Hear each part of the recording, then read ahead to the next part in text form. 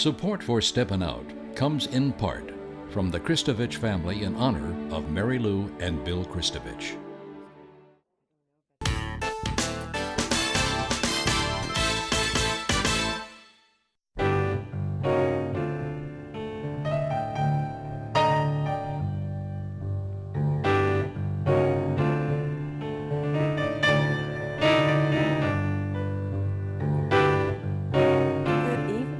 Peggy Scot Laborde, and welcome to Steppin Out, spotlighting the New Orleans area's arts and entertainment scene. Seated at our table tonight, yay, Gwen Thompkins, host of the radio program Music Inside Out, airing twice weekly on WWNO Radio. Hey, Miss, hello. So great to see you. Miss Gwen. Speaking of radio, Poppy Tooker, host of the radio program Louisiana Eats, also airing twice weekly on WWNO. Great to see you again. She's back. I'm back. Yay. And also back, Vanessa Schmid, Senior Research Curator for European Art at the New Orleans Museum of Art. And our last gasp at the Duc D Orleans, we're going to hear more about him and his personality. Thanks for being here, Thank Vanessa. you. And Alan Smason of theatercriticism.com. But first up, hello, Mr. Alan. First up, Poppy. Well, you know, king cake season is upon us, and our friends at Eat Fit NOLA, you know, I just love Molly Kimball, who has revolutionized dining out in the city, all sorts of incredible things through her Eat Fit program. She worked with John Kaluta of Kaluta Cottage Catering to create this new king cake. Now let me tell you about this little beauty.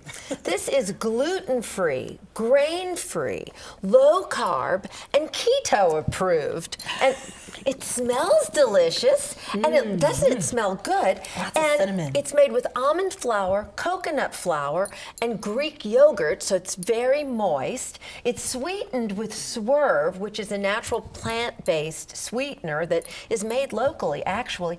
And so it has no artificial sweeteners, no food dyes. It's at Langenstein, Zappardo's, and of course at Ochsner's Pharmacy and Wellness on Jefferson Highway. And you can go to their website and find out the additional places that are picking it up. But what a deal. It's a good size. It's Eat Fit, and you can eat king cake too and stay fit. What a deal.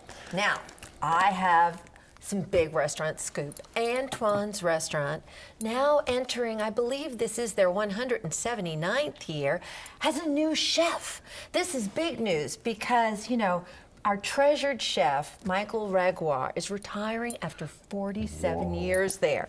There's so much news going on. The new chef, Rich Lee, is young and just filled with ideas, but most of all understands continuity and quality, and we are going to see old things we haven't seen before, and we're going to see Antoine's doing some new things too. So for instance, you know, they've been testing things out at lunchtime. The bad news is, you know, there's lunch special. Yeah. The price has gone up from 2018 to 2019. Oh my goodness. I don't know how to break that to you. But anyway, for just $20.19, you're going to get 3 courses for lunch at Antoine's, and that includes their charbroiled appetizer, which is a new charbroiled oysters. Never served them there before. Yeah, that is a big They're deal. delicious. There's no grill there, and so they bake them in the hot Oysters Rockefeller oven. They're kind of like escargot. They're delicious. And then January 10th, coming this week, is National Oyster Rockefeller Day. Yeah. And that day, it'll be half off all baked oyster dishes in the Hermes Bar. Oh, man. Now, more big food news. Mark Romick, who I know you love, I love, who has been a champion for the city like Mark. Mark is receiving the Ella Brennan Lifetime Achievement Award on Thursday, January 17th at the Ritz-Carlton from Nalfi. The tickets are $175, and it's going to benefit Noki, the New Orleans Culinary and Hospitality Institute, and Cafe Reconcile. So everybody needs to come out and pat Mark on the back. We know his day job is, of course, the head of the New Orleans Tourism and Marketing Corporation and spreading the word and being the ambassador, of course, for the city. But also, some people know him as the voice of the Saints. He just is Mr. New Orleans, like nobody else. Love that Mark Romick. Congratulations, Mark. And then I've got big farmers market news. You know how I love the farmers market. Today, starting today, in Old Bucktown, there's going to be a farmer's market on Fridays from 3 until 7. We'll be able to drive right over there. You go over the levee right by where R&O's is, and that's where the market will be set up from now on Fridays. Big news, the Wednesday market that's been going on for a while at the French market is moving to the best place on Wednesday. It's going to the Rusty Rainbow, incredible bridge, that park, Crescent Park, down right there at Charters and Piety. Wednesday, 1 until 5. Also, a new market on Wednesday at Ochsner from 3 to 7 p.m. That's opening next week. So you can get your Eat Fit King Cake and go to the farmer's market as well. And then, of course, they're continuing uptown on Tuesdays, Mid-City on Thursdays, and Saturdays downtown, and, of course, in Kenner at Rivertown.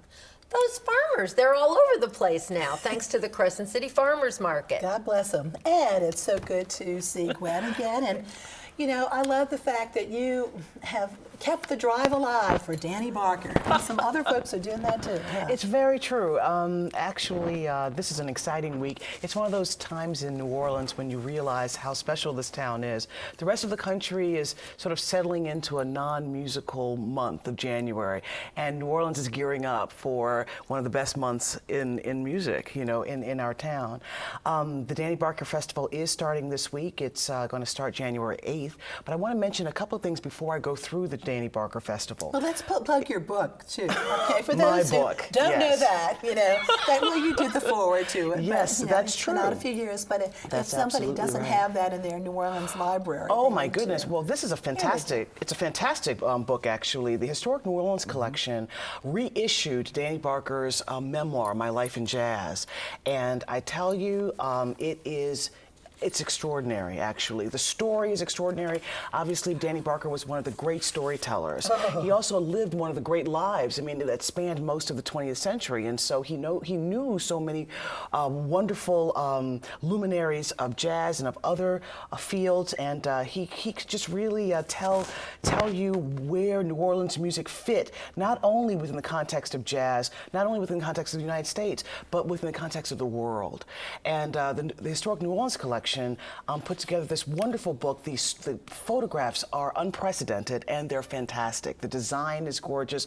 Molly Reed edited the tome, and it's just great. And I did do the introduction, and I'm very proud of it. As you should be. But you know, for folks who may, the uninitiated, though, Yes. he was an incredible guitarist and banjo player Yes. who was originally from New Orleans, goes That's away right. for many years, plays with the likes of Louis Armstrong, okay, Yes. and Cab Cab Calloway. Calloway, that's yeah, right. Comes And- back and is a mentor to many musicians, including starting the Fairview Baptist Band, and So That's very true. I mean, yeah. Danny Barker, without Danny Barker, his I wife, probably wouldn't be Lulu. sitting here Okay, right now, to be singing honest with you. Yeah, well. Because Danny Barker inspired so many young musicians to become interested in New Orleans music, to become interested in jazz, to become interested in brass bands, and many of those musicians are in the greatest bands around the world. They're at the Lincoln Center Orchestra. They're in Ahmad Jamal's band. They're in Harry Connick's band. They're doing extraordinary work around the world. And this festival actually is pulling musicians from Haiti. It's pulling musicians from Italy. It's pulling, people who are answering this call that Danny Barker put out in the 1960s. Believe it or not, to draw attention to this extraordinary export of the United States. I mean, this is something that has never been replicated. In the history of mankind, really. And they've got a guitar. Tell us about the guitar. Oh yes. Well, you're forcing me to talk about this festival now, and that's okay. I'm okay with that because I do love Danny Barker. But January 8th is going to be the kickoff of the of the festival, and there's going to be a big fundraiser at the house of Dr. Foria here in New Orleans, actually on St. Bernard Avenue, which is not far from where Danny Barker lived on Siri Street in that area. And so this this fundraiser, which is at the house of, Dr. Sidney Foria at 2924 St. Bernard Avenue. It's going to auction off 3 beautiful instruments. One is going to be this, this Deering banjo. Another is the Fabrizio Sotti. That's one of the artists who's going to be appearing this week. His model of the D'Angelico guitar. And, of course, the guitar that every New Orleanian wants, which is the Schecter New Orleans Saints guitar, signed by Drew Brees, who I did not know played guitar, but I guess he does. And this is a photograph of Detroit Brooks, who is the founder of the festival, who's a wonderful banjo player and guitarist, and his son played for the Saints, actually. That was his in, you see, to Drew Brees. And Mr. Brees signed it. Makes sense, though. Drew Brees is his first stringer. Very good, Alan. Where is my corn? All right, so...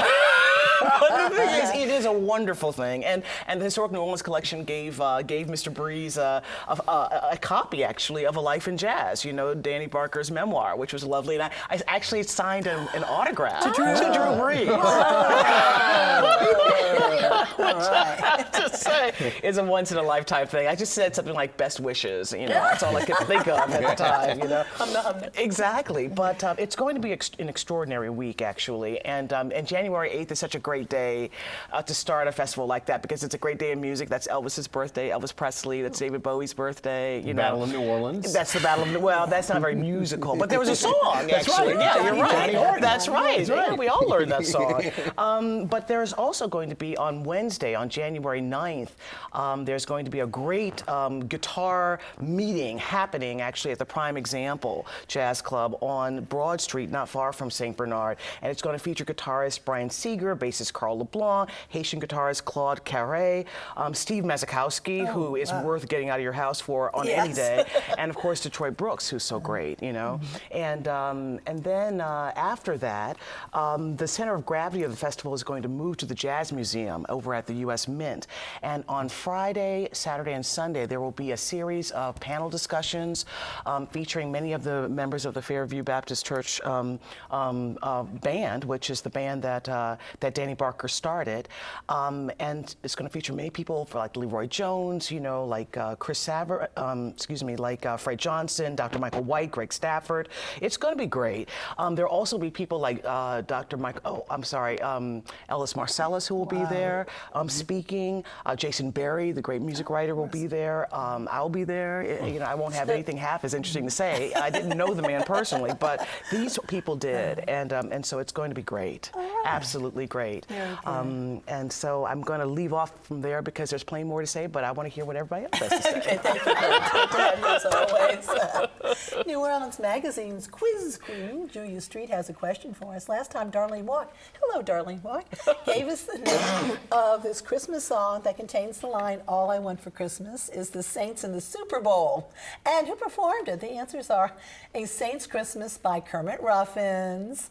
And now tonight's question, of course, this carnival anthem wishes that the Grand Duke Alexis should ride a certain animal through Texas. Name the song and the animal. Email your answers to steppinout@wyes.org. Boy, have we got some prizes. An oven mitt with a message, the Lord of the Onion Rings, from our friends at Wearable Vegetables, as well as copies of the books, Pascal's Manana Cookbook by Poppy Tooker, Pontchartrain Beach, A Family Affair by Brian Batt and Katie Danos, and A Fire in My Lens by Armand Richardson. You can go to WYES.org for our online calendar to see our lineup of events, including Wizard World Comic Con this weekend at the Convention Center. You can also link to our WYES YouTube channel to see our program. Now, Vanessa, the Duc d'Orleans. You've only been thinking about him for how many years? Quite a few. You found all the good stuff, Vanessa. People have got to go and see that. But let's just kick this off with, who was the Duc d'Orleans? What was what kind of guy was he like? Okay, well, we'll start with that, because he was quite a character. So the Duc d'Orleans, Philippe II d'Orleans, New Orleans namesake, hence, of course, the exhibition, which we mounted in honor of our namesake. He has an incredible art collection, we should just point out. I mean, this was the main, this is certainly his legacy. This is already what he was known for in his lifetime. Here he is, a fabulous bust that is here from Versailles, has actually left Versailles Palace for the first time. It was quite an achievement to bring it here. What did you do? You just sort of knocked on their door. Hi, can we borrow this? I mean, I'm sure it was fancier than that. I will say, having a meeting at Versailles is a great moment in one's career. I mean, you walk up to the palace and ring a bell. But anyway, and here, of course, you see the gorgeous replica of the ceiling painting that graced the grandest hall of the Duke's palace, the Palais Royal. So yes, as you see from these shots on screen, our exhibition has dedicated the Duke as collector of paintings, which was his main focus. And right here is Rembrandt's The Mill. The Mill is actually the crescendo of the exhibition. It's in the last room. Sorry for the spoiler alert. And Rembrandt's The Mill graces the last room of the exhibition because what we talk about in the last room is the extraordinary legacy of this collection. So Philippe II, Duke of Orleans, amassed an extraordinary collection in his lifetime. He dies 1723. Throughout the course of the 1700s, the collection just only grows in fame and reputation. It's written about in guidebooks. People are visiting the Palais Royal already by the 1750s. It's in the hand of his descendants. In about 1785, so quite a significant time after his death, on the eve of the French Revolution, his great-grandson, Louis-Philippe Joseph, who names himself Philippe Égalité, Philip the Equal One, because he wants to support the revolutionaries, because he has political goals. He thinks, oh, if I get rid of that Louis XVI and he goes to the guillotine, I can be king. Meanwhile, he doesn't realize that in the first time of European history, this is the real deal, like it's a revolution. There will be no king at the end. And so and he also is in massive debt, so this is this great-grandson. And so what does he do? He takes what he views as his birthright, is this extraordinary collection. He tries to put it up for sale. He travels to London. He engages, some of you may know, Christie's auction house. And so Mr. Christie, the original Mr. Christie, sits down to the table and leaves the table, says this man is impossible. He's asking way too much, as we all do, right? That's the psychology of ownership. Yeah, you think everything you own is more valuable than perhaps it actually is. Anyway, lo and behold, two young art dealers in London stage sales, and they raise the money to get this collection from the great-grandson. And if you can only imagine what it must have been like in 1791 for something like paintings are lost, but it must have been between 485 and 500 paintings, which are, and some of them enormously large, right? Scurried out of Paris in the middle of night on the eve of the French Revolution, and then somehow making it out via one of the ports of southern France, arriving in London. So, but anyway, what happens, and that's an incredible part of our story that will be told at a symposium we're staging next week, which I'll talk about in a minute. And so these paintings arrive in London, and what do these dealers do? They rent spaces around town. One of them rents a glorious theater on the Strand. You may know the Strand today is still a very grand street in London. And so they rent these spaces, they put the paintings on view. They advertise in newspapers, and they charge an entry fee. The first blockbuster exhibitions. And that is in fact what they are. So tell us about the mill. So tell us. Yes, yeah. so this grand, what we call dispersal, these paintings then get sold and are now, 225 years later, across the globe in different collections. And so what our exhibition has done, of course, is bring these paintings together for the first time in 227 years. And Rembrandt's The Mill, what happens with these sales is that there's a wholesale shift and change and reaction in English in the UK in the reaction to this influx of art. And Rembrandt's The Mill is the crescendo of the exhibition not only because of its extraordinary reputation in 19th century England, you may know the painter John Constable or Joseph Mallord William Turner, who were vital to the development of the Romantic landscape. So the landscape as mood and gestural painting, and so that's the vital importance. But then what happens in 1911? The mill goes up for sale, and who buys it but an American industrialist, and that is Peter A.B. Widener, who is whose gifts to the National Gallery of America, the National Gallery in D.C., is one of the founding gifts of our National Gallery. Oh, Vanessa, such an incredible story and so many. I wish we had more time, but tell us about the symposium. Yes, so next week, Friday and Saturday, January 11th and 12th. January 11th, I'll be giving a keynote lecture, kind of revisiting the exhibition now on the eve of the end. And don't forget, the exhibition closes January 27th. We've got 3 precious weeks to enjoy these objects.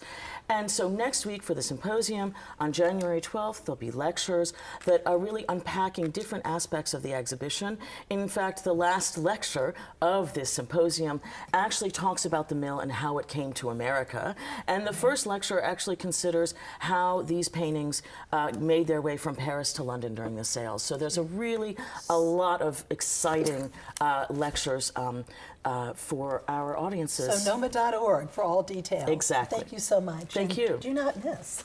And now it's time for Mr. Allen. Well, on October the 8th, 1985, approximately 340 days after my wedding day, a new show officially opened in London, and that was on the West End. And believe it or not, it's still running. And while The Phantom of the Opera is the longest-running musical on Broadway, it's not the musical to which I'm referring. This, of course, is Alain Boublil and Claude Michel Schoenberg's Les Miserables. I remember tuning into Richard Dodd's Broadway show on Saturday morning and hearing him declare that this was the greatest musical he had ever seen, and I must admit, it has still held up very well after 33 years. Even Lin-Manuel Miranda, the composer and star of Hamilton, freely admits that his story and his scenic design, etc., is an homage to Les Miserables. Well, Boublil and Schoenberg did again try with, of course, Miss Saigon some years later, but they never did get the kind of staying power that Les Miserables garnered in London. And of course, in 1987, it opened on Broadway, but it has closed since. Of course, it's been revived, and still Phantom keeps going strong. It's like the everybody. But Les Miserables on the West End is still the champ. It's still by about a year before Phantom. So one thing to remind you about those who are attending for the first time, because we just talked a little bit about the Revolution. This is not about the French Revolution, people. This is a story written by Victor Hugo. It's about the student revolution that ensued about 40 years after the French Revolution. So don't think this is like Hamilton about the American Revolution. This is not about the French Revolution, although a lot of people do mistake it for that. That's true. That's the big difference. Now, the show always remained one of my favorites. It's, of course, the story of Jean Valjean, the man who steals a loaf of bread and gets sent into prison, and, of course, breaks his parole and is hounded by the relentless Inspector Javert. Les Miserables opens next Tuesday and will play all the way until Sunday, the following 13th. Now, in 2005, only about 6 weeks or so after Hurricane Katrina, Sean Patterson and Gary Rucker put on a production of a play. Believe it or not, it was the first play after Katrina, and of course, it was the cray-cray town of Texas called Greater Tuna. This is the comedy in which the two actors, now some 13 years, are going to reprise their roles. Gary Rucker and Sean Patterson are also co-directing. You may remember them from Gutenberg, the Bible, but this should be another fun outing for them. This is going to be at the Rivertown Theaters for the Performing Arts, and they will be accompanied by a live band, which should add to the enjoyment of the show. So that'll be starting up on weekends, January the 11th.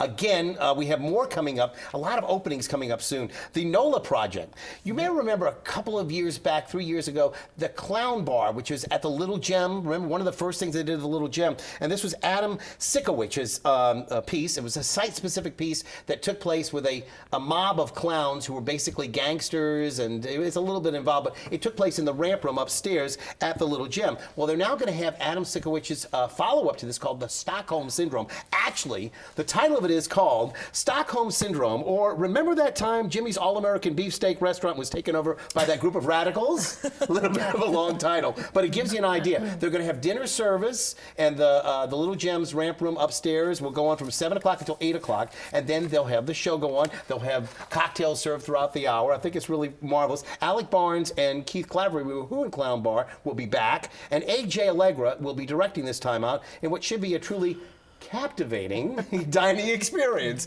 Again, Stockholm Syndrome is going to be between $10 and $35. Now, 5 years ago, a musical opened on Broadway that took more than a decade to develop, and of course, our own Maxwell Williams at Le Petit helped develop it. But it was based on a comic novel by Roy Horniman called Israel Rank, Autobiography of a Criminal. It later on became a big Alec Guinness movie called Kind Hearts and Coronets. Well, this is a musical that's been developed by Robert Friedman, Stephen Luttwak. It's one of the most delightful musicals you'll ever see, and it received 4 Tony Awards, including Best Musical in 2014. Jefferson Mays, you may remember, won, or at least was nominated for his role of playing 7 different roles. Our own clown prince of comedy, Ricky Graham, will be playing this, and Rachel Looney, who you remember from Music Man, will also be involved. That's A Gentleman's Guide to Love and Murder. And because it's king cake season, I want to remind everybody, Will Samuels is opening up a new concept at the Mortuary on Canal Street. He's going to be serving 30 different varieties of king cakes starting on Sunday morning at 8 o'clock. And it includes a lot of hoopla when they get started. But the Mortuary, of course, I said, he said, that's the place we really wanted to go. But anyway, Kalutas, like you mentioned, Poppy, they're going to have a Kalutas. They're going to Joe Gambino is the only place in New Orleans Parish you can get. So it's all different kinds of king cake. And every week they will have a featured king cake of the week. King Cake Hub. We wish them well. Thank you. And time for our picks, Gwen. Okay, I have 2 actually. One is the Danny Barker Banjo and Guitar Night Jam, which is going to be at the George and Joyce Ween Jazz and Heritage Center on North Rampart Street. It's going to feature Claude Carré from Haiti, Don Vappy of Don Vappy and the Creole Serenaders, and if you're really smart, you'll go see Don Vappy tomorrow, actually, on Saturday, where he's going to be performing with the Creole Serenaders, at the Jazz Center. Then John Rankin will be there, Carl LeBlanc, Morikeba Kouyaté from Senegambia, as well as Fabrizio Sotti and many, many others. Thank you. Easy to park and lovely space. Exactly, 6 to 10 o'clock. Okay, thank you, Poppy. Wednesday night, the new Tulane MBA program in hospitality is having a panel discussion, Controlled Chaos, Getting Started in Hospitality. It's going to be at the Tulane University Stewart Center, which is housed inside of Noki, right there on Lee Circle. I'll be moderating. Zach Engel, Vance Vokrazan, Neil Bodenheimer, and Becky Woslin, 2 Girls, 2 Shuck will all be out there. Vanessa. Yes, 2 picks. Oh, yes. About the same thing. Only on collection exhibition, 38 masterpieces from 25 international institutions on view for our city. Catalog. Closing on January 27th, 3 weeks to go. Next Friday and Saturday, a keynote lecture January 11th at 6 p.m. and all day Saturday, January 12th, symposium with international scholars talking about our show. Thank you. And pick up the catalog, too. I've got mine. I've already started reading it. Okay, I have a couple of picks, too. First off, if you remember the royal wedding, remember the cellist. That was Sheku Kana Mason. He's coming here to New Orleans January the 10th and 12th with the LPO. That's, of course, at the Orpheum Theater. And also a world-renowned leader specialist. He's going to have a recital at the Opera Guild House. And I believe also with Friends of Music, he'll have a recital in concert. And my picks, celebrating this year's 12th night with the annual Crew of Joan of Arc Parade. It's this Sunday at 7 p.m. And it'll begin at Bienville in Decatur, go down Charters, and end up a little bit past the St. Joan of Arc statue. And they'll have king cake and all that. So go to the Crew's website to learn more about that. And a reminder that the Funny 40 Fellows annual historic streetcar ride is this Sunday, assembling at the Willow Street Car Barn right off South Carrollton at around 6:15, and the departure at 7. But you can go and wish them well and see them off. Funny40fellows.com for more information. And looking ahead, Abbey Artworks in Covington, they're going to have a 5-day artist retreat. Check with the Abbey for details about that. And thank you all so very much. Good to see you again. And Happy New Year. Good night.